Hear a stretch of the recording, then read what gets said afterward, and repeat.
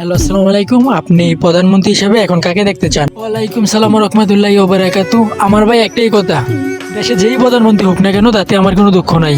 কেননা সবাই ভালো সবাই খারাপ। যে খারাপ তার উপর থেকে কখনো বোঝা যায় না তার ভিতরে কি আছে, কখনো কেউ বলতে পারে না কি করবে সে। সো আমার কথা হলো, যেই প্রধানমন্ত্রী হোক এমনভাবে রাষ্ট্র গঠন করুক যে নেক্সট টাইম কোনো বাংলাদেশি এই দুর্ভবাসে এসে কাজ করে খেতে না হয়। একটা প্রবাসী ছেলেই জানে তার ফ্যামিলিকে ছেড়ে, তার মা বাবাকে ছেড়ে, তার মাতৃভূমিকে ছেড়ে এই দুর্ভবাসে কতটা কষ্ট থাকতে হয়। আপনাদের কাছে একটাই দাবি, এমনভাবে রাষ্ট্র গঠন করুন যে নেক্সট টাইম কোনো এই দুর্ভবাসে এসে কষ্ট করতে না হয়।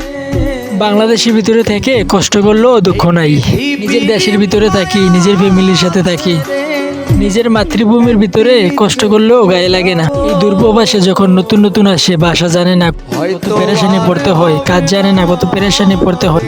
আমার একটাই ইচ্ছা, হাজার হাজার প্রবাসী যে বাংলাদেশের ভিতরে গিয়ে সুস্থভাবে ভালোভাবে জীবনযাপন করতে পারে। আমি সেটাই চাই প্রধানমন্ত্রীর কাছে, এরকম ভাবে রাষ্ট্র গঠন করুন যে আমার ছেলে সন্তান, হাজারো হাজারো প্রবাসী ছেলে সন্তান যে আর দুর্ভবাসে আসতে না হয়। দুর্ভবাসে একটা ছেলের কষ্ট যদি আপনারা দেখতেন, খোদার কসম বলতেন, ভাই আমার টাকা দরকার নাই, বাবা আমার টাকার দরকার নাই, তুই চলে আয়।